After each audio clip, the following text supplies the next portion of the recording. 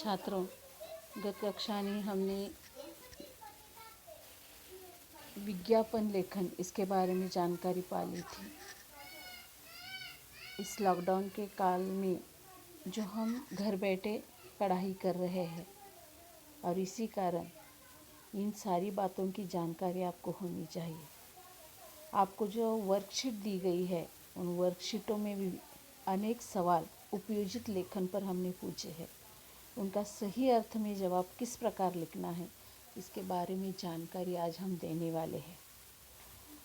तो दूसरा विभाग है गद्य आकलन और जिसके अंतर्गत प्रश्न निर्मिति हमें करनी होती है।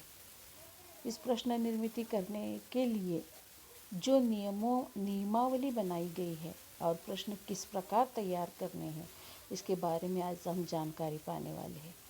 छात्रों, आपके 10वीं कक्षा के पाठ्यपुस्तक में 101 नंबर का जो पन्ना है उस पर गद्य आकलन प्रश्न निर्मिति के बारे में बहुत सारे नियमों को दिया है। आपने इसके पहले भी गद्य आकलन पर प्रश्न तैयार किए हुए हैं। पहले देखा जाए तो पहले अभ्यासक्रम में गद्य पर प्रश्न पूछे जाते थे, उनका जवाब हमें लिखना होता था, लेकिन अब उन्हीं गद्य पर हमें प्रश्न तैयार करने हैं और उन प्रश्न को तैयार करते समय जो नियमावली हमें बताई है उस नियम के अंतर्गत ही हमें वह प्रश्न तैयार करने होते हैं। एक भाषाई कौशल्य माना जाता है और इस कौशल्य को प्राप्त करने के लिए प्रश्न निर्मिति घटक का समावेश इस पाठ्यपुस्तक में किया है। शुरू में तो वो गद्यांश दिया जाता है, उसे पढ़कर उसके आधार पर 5 प्रश्नों की हमें निर्मिति करनी होती है। साथ ही साथ वो प्रश्न इस प्रकार होने चाहिए जिसका उत्तर केवल एक वाक्य में हो। 2, 3, 4, 8, 10 वाक्य में उसका जवाब हमें नहीं होना चाहिए, सिर्फ एक वाक्य में उत्तर हमें उस प्रश्न का आना चाहिए। ऐसे प्रश्न बनाने चाहिए और उसके लिए जो नियमावली है वो नियम पहला वह है कि प्रश्न तैयार करते समय सार्थक एवं प्रश्न के प्रारूप में हो। मतलब जिस तरह प्रश्न तैयार करते समय कौन, कब, कहाँ, क्या, क्यों, कैसे, कौन सा, कौन से, कौन सी, किसका, कितना, इस प्रकार प्रश्नसूचक शब्दों से प्रश्न बनाए जाते हैं। साथ ही साथ प्रश्न के प्रारूप में होना चाहिए। दूसरा नियम है प्रश्नों के उत्तर दिए गए गद्यांश में ही होने चाहिए। तो जब हम सवाल तैयार करते हैं, प्रश्न तैयार करते हैं, उस प्रश्न का उत्तर हमें उसी गद्य में होना चाहिए, न कि किसी याद आ जाता है और उस याद के अंतर्गत उस पर प्रश्न बनाए जाते, ऐसा नहीं होना चाहिए। तो जो प्रश्न हम तैयार करते हैं उसका उत्तर एक वाक्य में होना चाहिए, साथ ही साथ उस प्रश्न का उत्तर उस गद्यांश में ही हमें मिलना चाहिए। तीसरा नियम है रचित प्रश्न के अंत में प्रश्न चिन्ह लगाना आवश्यक है। ये मैं नियम दोहराना चाहूँगी कि रचित प्रश्न के अंत में प्रश्न चिन्ह लगाना आवश्यक है। आप 10वीं कक्षा के छात्र हैं, ध्यान में रखिए। इस प्रश्न निर्मिति करते समय आपको 4 अंकों का ये सवाल आता है, 4 में से 4 अंक आपको मिलने ही चाहिए। तो इसीलिए प्रश्न के अंत में हमें प्रश्न चिन्ह अवश्य लगाना चाहिए। मैं फिर से कहती हूँ क्योंकि ये 4 अंक हमें आपके हाथ से नहीं जाने चाहिए। पूरा प्रश्न लिखने के बाद उसके अंत में हमें प्रश्न चिन्ह ज़रूर लगाना चाहिए। अगर हम प्रश्न चिन्ह नहीं लगाते तो आपका उस प्रश्न में से आधा अंक कट जाता है।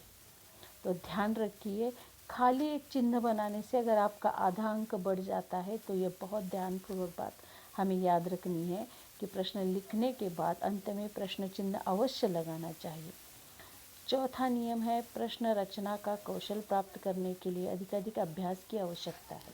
साथ ही साथ प्रश्न कौशल को निर्माण करते समय हमें अधिक अभ्यास करना है। मतलब अगर जो परिचय जो गद्यांश हमें दिया हुआ है वो 1, 2 बार, 4 बार ध्यान से पढ़ना चाहिए और उस पर हमें वो सवाल पूछना चाहिए, इसलिए उसकी पढ़ाई होनी चाहिए। अगला नियम है प्रश्न का उत्तर नहीं लिखना है। याद रखिए, अगर प्रश्न पत्र में आपको प्रश्न निर्मिति गद्यांश के लिए गया है तो उस पर उसके उत्तर हमें नहीं लिखना है, खाली प्रश्न लिखना है। उत्तर के बारे में सोचना भी नहीं, खाली उसका जवाब हमें पता होना चाहिए, लेकिन वह आपके उत्तर पत्रिका में लिखना नहीं है। और अंतिम नियम है प्रश्न रचना पूरे गद्यांश पर ही होनी चाहिए। और साथ ही साथ अंतिम जो है नियम वो बताते हैं कि वो प्रश्न की जो रचना है वह रचना पूरी गद्यांश पर होनी चाहिए, जिसके माध्यम से उसमें से ही हमें जवाब लिखने नहीं है, लेकिन हमें पता ज़रूर होनी चाहिए। और अंतिम और महत्वपूर्ण नियम है कि प्रश्न की शुरुआत प्रश्नवाचक शब्दों से कभी नहीं करना है।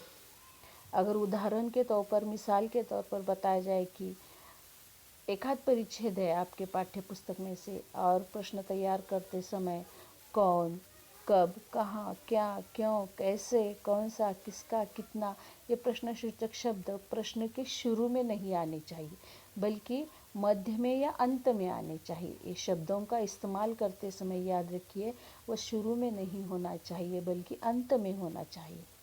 तो इन्हीं बातों का अगर याद रखते हैं तो साथ ही साथ प्रश्न निर्मिति के जो 4 अंक है वो आपको अच्छी तरह से बताए समझ सकते हैं।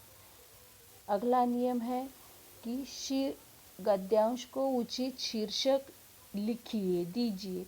ये सवाल हमें कभी भी तैयार नहीं करना, क्योंकि इस सवाल के लिए हमें आधा भी अंक नहीं मिलता। पुराने में अभ्यासक्रम में, पिछले अभ्यासक्रम में गद्य खंडों को उचित शीर्षक दीजिए, ऐसा सवाल आ जाता था, इसके लिए हमें मार्क दे जाते थे, लेकिन अब ये सवाल ही हमें उस पर नहीं पूछना है। तो इन बातों को आपको याद रखना चाहिए कि प्रश्न का जवाब एक वाक्य में होना चाहिए। प्रश्न पूरा लिखने के बाद प्रश्न चिन्ह अवश्य लगाना चाहिए। प्रश्न रचना का कौशल प्राप्त करने के लिए उसका ज़्यादा अभ्यास करना चाहिए। प्रश्न के उत्तर हमें उत्तर पत्रिका में नहीं लिखने, खाली प्रश्न पत्र लिखने हैं और गद्यांश पर ही पूरे प्रश्न रचना होनी चाहिए। साथ ही साथ प्रश्न सूचक शब्दों से प्रश्नों की शुरुआत नहीं होनी चाहिए। इन सारी बातों को जानकारी आपको होनी चाहिए।